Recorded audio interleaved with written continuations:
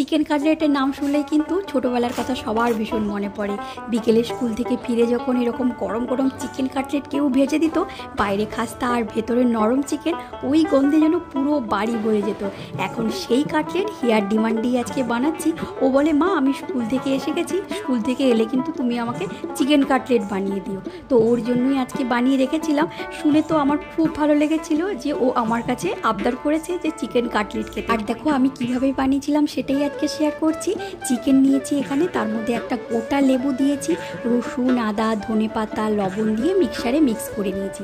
তারপর ওর সঙ্গে পেঁয়াজ গোলমরিচ ব্রেডক্রাম দিয়ে একটু লঙ্কা জিরে ধনে দিয়ে কিন্তু খুব ভালো করে মাখিয়ে নিয়েছি। এবার একটা কাটলেটের মতো শেপ দিয়ে দিয়েছি।